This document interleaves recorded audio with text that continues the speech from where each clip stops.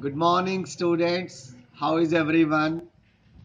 I am again with you, and I welcome each one of you in the history class of the angels.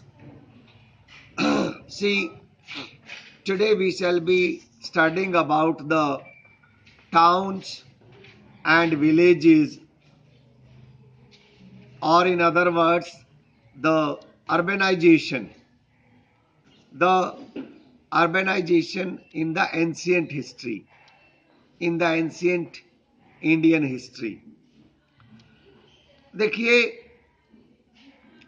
पहली बार जो urbanisation start हुआ वो Harappa civilisation में start हुआ। Harappa civilisation में हमें बड़े बड़े कई टाउन और शहर मिले हैं।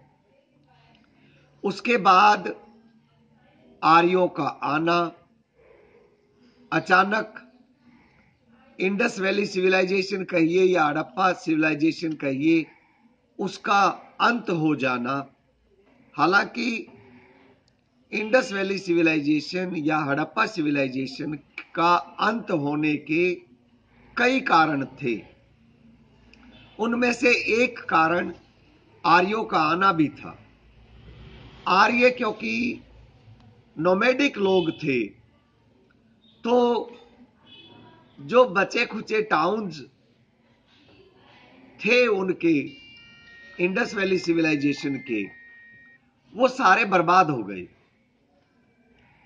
आर्य क्योंकि बिल्कुल प्रारंभिक अवस्था के जीने वाले लोग थे, they were nomadic people, so they destroyed those towns, and for the next 1000 years there is no mention of such towns and cities. For the next 1000 years it was a dark age. Again we hear the formation of the kingdoms and republics called Janapadas during the age of Buddha. That was 6th century. 6th century से लेकर के और 4th century तक फिर से बहुत सारे towns बने। देखिए, अगर हम हड़प्पा सिविलाइजेशन के समय को पहला अर्बनाइजेशन बोले, तो ये जो 6th सेंचुरी और 4th सेंचुरी के बीच का जो टाइम था, इसे हम सेकंड अर्बनाइजेशन कह सकते हैं। बीच का जो 1000 इयर्स थे वो बिल्कुल डार्क रहा। उस समय का जो सिविलाइजेशन था वो बिल्कुल नोमैडिक रहा। बिल्कुल छोटे छोटे गांव फिर से बनने स्टार्ट हुए। आर्य लोग तो बिल्कुल, जब शुरुआत में जो इतिहास में प्रमाण मिलते हैं, वो बिल्कुल नोमैडिक थे, बिल्कुल गंवार की तरह से रहते थे। लेकिन धीरे धीरे धीरे धीरे फिर से 6th सेंचुरी और 4th सेंचुरी के बीच में ये सेकंड अर्बनाइजेशन का दौर आया। ये दौर क्यों आया? ऐसा लगता है कि खेती बाड़ी की जो प्रोडक्टिविटी थी वो अचानक काफी बढ़ गई, and because of the productivity, because of the growth in crafts, and because of the increase in the trade and commerce, the growth of the cities again started. और इस तरह से कई नए पॉलिटिकल सेंटर्स और कई नए एडमिनिस्ट्रेटिव सेंटर्स बन गए। देखिए, एग्रीकल्चर इंटेंसिफाई हुई। आप अंदाजा लगाइए, 4000 साल बीसी, यानी कि आज से लगभग 6000 साल पहले आदमी ने खेतीबाड़ी करना स्टार्ट किया। और धीरे धीरे आदमी ने सीख लिया कि खेतीबाड़ी अगर बढ़िया करनी है तो एक रेगुलर साइकिल होनी है प्लोइंग की, हार्वेस्टिंग की, विनोइंग की, और उसके लिए उन्होंने टूल्स डेवलप किए और फाइनली विनो करके सेपरेट करके हे को और ग्रेन को, और फिर आदमी substantial part of the income was earned from this grain, और इसी के सहारे जो हे आया उससे पशुपालन होने लगा। तो इस तरह से एग्रीकल्चर और पशुपालन दोनों चीजें एक साथ चलने लगी। मैं आपको दिखाना चाहता हूं उस समय के कुछ इंप्लीमेंट्स। देखिए, ये उस समय के कुछ इंप्लीमेंट्स हैं। आप क्लियरली देख सकते हैं कि इनमें सिकल्स भी हैं, इनमें हार्वेस्टिंग के लिए सिकल्स का यूज होता था ना, इनमें प्लो भी है। तो ऑल काइंड्स ऑफ इंप्लीमेंट्स। इसका मतलब धीरे धीरे धीरे धीरे अब खेती डेवलप हो रही थी। भारत के लगभग ये नॉर्दर्न इंडिया, ये पूरा this was the part, this full part was being developed. और देखिए, ये जो टाउन्स के ग्रोथ वाली जो बात है, जैसा कि हम बात कर चुके हैं कि आर्यंस तो बिल्कुल कल्चरल बेस्ड थे, वो तो पेस्टोलिस्ट थे, वे एग्रेरियन विलेज कम्युनिटी के लोग थे। वो शहरों में, शहर तो बहुत बाद में डेवलप किए हैं आर्यों ने, लेकिन धीरे धीरे धीरे टाउन इवोल्व होने लग गए ट्रेड सेंटर्स के रूप में और क्राफ्ट विलेज के रूप में। और क्या आपको पता है, क्या आप जानते हैं कि फिर से ये जब टाउन दोबारा से बन गए तो इनमें हर एक में गिल्ड बने। गिल्ड आप समझते हैं? गिल्ड आप समझते हैं? गिल्ड है ऐसी associations of the craftsman and merchants. जो ये गिल्ड का काम क्या होता था? ये गिल्ड का काम था रूल सेट करना, और अगर व्यापारियों के बीच में कोई झगड़ा हो गया तो उसको सेटल करना। ये सारे काम हुआ करते गिल्ड के। इसके अलावा गिल्ड टैक्स भी फिक्स किया करती, वेजेस भी फिक्स किया करती, और प्राइसेस ऑफ द कमोडिटीज। तो गिल्ड के काम क्या क्या हुए? झगड़े निपटाना एक काम हो गया, उसके अलावा रूल बनाना 2 काम हो गया, और वेजेस फिक्स करना 3 काम हो गया, और कमोडिटीज के प्राइसेस फिक्स करना ये 4 काम हो गए। देखिए, मैं आपको एक बार फिर से मैप पे लिए चलता हूं। ये शहर जैसे कि कपिलवस्तु से लेकर के श्रावस्ती के अलावा तक्षशिला, मथुरा, ये सारे शहर डेवलप हुए उन दिनों में। और पता है, सबसे इंपॉर्टेंट जो शहर था वो तो उज्जैन था। सबसे इंपॉर्टेंट जो शहर था दैट वाज उज्जैन। उन दिनों में Ujjain was very important city. अच्छा, इन सभी शहरों के बारे में एक विशेषता देखिए आप, ये सारे नदियों के आसपास हैं।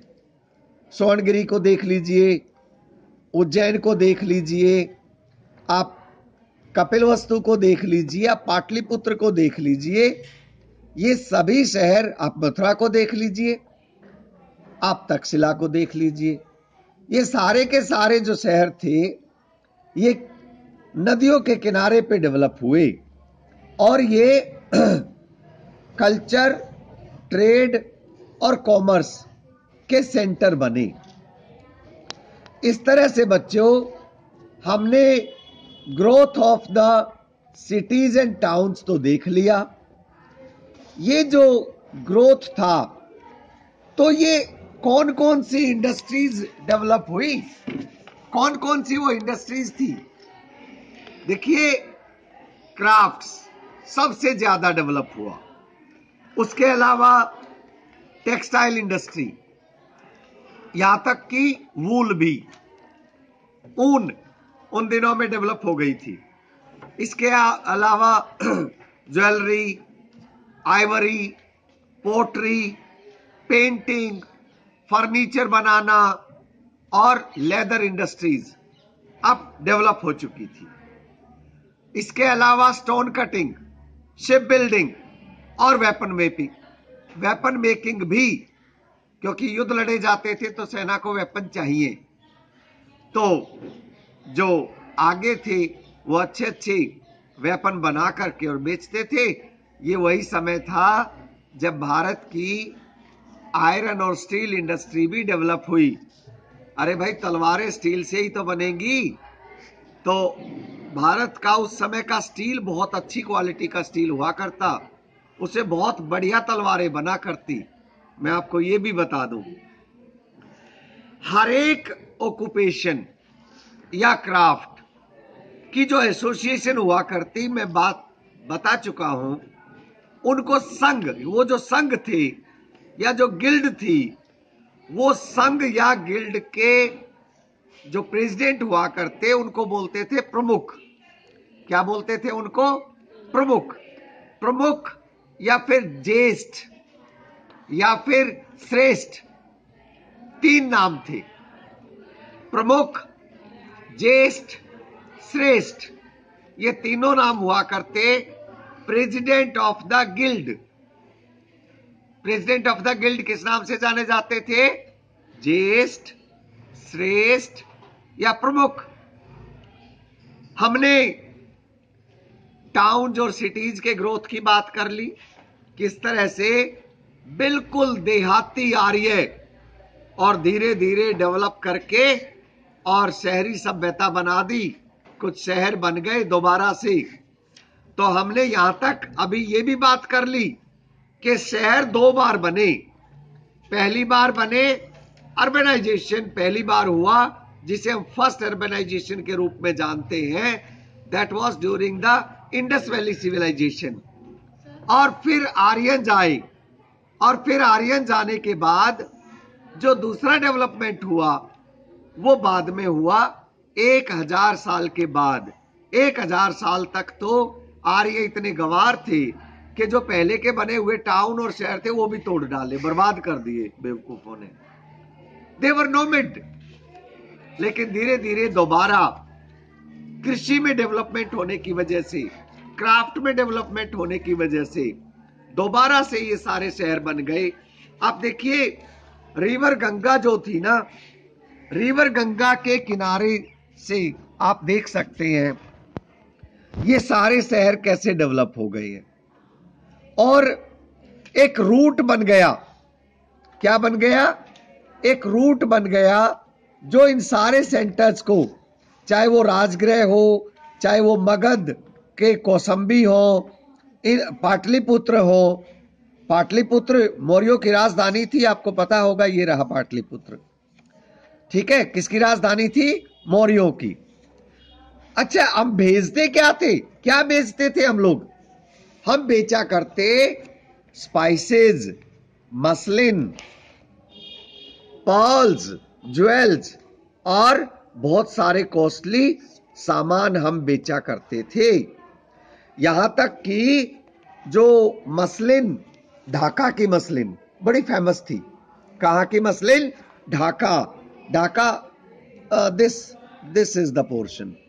यहां इस वाले पोर्शन में बहुत सारी मसलिन हुआ करती और सरप्लस हुआ करती, तो उसको विदेशों को हम बेच दिया करते। यहीं से कालीकोस और भाई कश्मीर के शॉल्स, और इसके अलावा मैं आपको बता चुका हूं, हमारा स्टील बड़ा फेमस था तलवार बनाने के लिए, सिल्क इंडस्ट्री और टेक्सटाइल की हम बात कर चुके। इसके अलावा हम बेचते थे उनको पेपर, सिनेमन, अफीम और इंडिगो भी। ऑपरेशन के दौरान अफीम से लोगों को बेहोश करके ऑपरेशन किया जाता था। अच्छा, एक बात बताइए कि हमें ये सारी बातें पता कहां से चली? ये जो मैं हिस्ट्री आपको बता रहा हूं, ये हमें कहां से पता चला? या यूं कहिए, अब आप कहोगे कि सर हिस्ट्री की बुक से पता चला, तो फिर हिस्टोरियन को कहां से पता चला? हिस्टोरियन ने कहां से लिखी हिस्ट्री की बुक्स? देखिए, ऐसा है, जातक टेल से पता चला, संगम लिटरेचर से पता चला, और अष्टाध्याय व्याकरण पाणिनि साहब ने जो लिखी उससे पता चला। उन दिनों में पाणिनि हुए प्रसिद्ध व्याकरण लिखने वाले। पाणिनि ने जो बातें लिखी उससे हमें पता चला कि उस समय क्या क्या डेवलप हो रखा था। इसी तरह से जातक स्टोरीज में बहुत बार रेफरेंस आया गहपति, तो हमें पता चल गया अच्छा गहपति हुआ करते उस समय, क्योंकि जातक टेल में गहपति के बारे में कहानियों में सुनाया गया। फिर बात आई ग्राम भोज का। ग्राम भोज का आजकल तो होते नहीं, जातक टेल से पता चला कि ग्राम भोज का भी हुआ करते उन दिनों में। तो इस तरह से हमें जातक टेल से, जातक स्टोरीज से, जातक कहानियों से बहुत सारी बातें पता चली उस समय की हिस्ट्री के बारे में। उसके अलावा हमें पता चला संगम। ये संगम क्या है बिट्टू? ये संगम है, हाँ बिट्टू, तुम अपने घर में बैठी बैठी सुन रही हो ना मुझे? हाँ, सुनते रहना। और ये वीडियो कैसा लग रहा है फिर मुझे फोन करके बताना भी, ओके? और केवल बिट्टू नहीं, सारे बच्चे मुझे फोन करके बताना। घर में बोर तो नहीं हो रहे तुम लोग? बोर हुआ करो तो सर को फोन कर लिया करो हर रोज, ओके? सर की याद आती है, ओके? अच्छा, कुछ बच्चे तो करते हैं फोन, 3-4 बच्चों ने कल भी किया था, तो सब कर लिया करो, तो फिर आप बोर नहीं होगे। और थोड़े दिन में कोरोना चला जाएगा, फिर हम फिर से मिलेंगे स्कूल में, और फिर ऐसे ही क्लासेस चलेंगी। तब तक आप ये वीडियो बड़ा ध्यान से देखा करो। तो हम बात कर रहे थे ये संगम क्या है। संगम से भी पता चलता है हमें, पता है क्या ये संगम? संगम का मतलब ही है असेंबली। किसकी असेंबली? कवियों की, पोएट्स एंड स्कॉलर्स की असेंबली हुआ करती मदुरई में। पांड्या साम्राज्य जो था ना, पांड्याज, यहां पर देखिए, चोल, पांड्याज और चेराज को भूल मत जाना आप लोग। पांड्याज जो है वहां पे संगम लिटरेचर 8 किताबें। देखिए, ऐसा है बच्चों कि फर्स्ट और सेकंड जो संगम हुआ ना, उसके बारे में तो ज्यादा नहीं पता कि कितने कितने लोग आए, कितनी कविताएं उन्होंने दी। लेकिन जो थर्ड असेंबली थी, थर्ड असेंबली में 2000 पोएम्स मिली, 2000 पोएम्स। और वो जो 2000 पोएम थी उनसे बनाई 8 बुक्स। और ये जो 8 बुक्स बनी, इनको बोला जाता है संगम लिटरेचर। भाई, इकट्ठा होने से जो बुक्स बन गई वो लिटरेचर ही तो हुआ। और संगम लिटरेचर क्यों बोला जाता है? क्योंकि एक असेंबली में बनी वो बुक्स। सब लोग इकट्ठे हुए, सारे कवि लोग कहां पे इकट्ठे हुए? मदुरई। कौन से राजाओं ने इकट्ठा किया था उनको? पांड्याज ने। किन्होंने इकट्ठा किया था? पांड्याज ने। तो इस तरह से हमें संगम लिटरेचर से, जातक टेल से और अष्टाध्यायी व्याकरण से, अष्टाध्यायी व्याकरण किसकी है मैंने अभी अभी बताया था ना, भूल गए या याद है? अष्टाध्यायी व्याकरण है पाणिनि की। तो उससे हमें पूरी जानकारी मिलती है। These are the sources of the information of that time of history, right.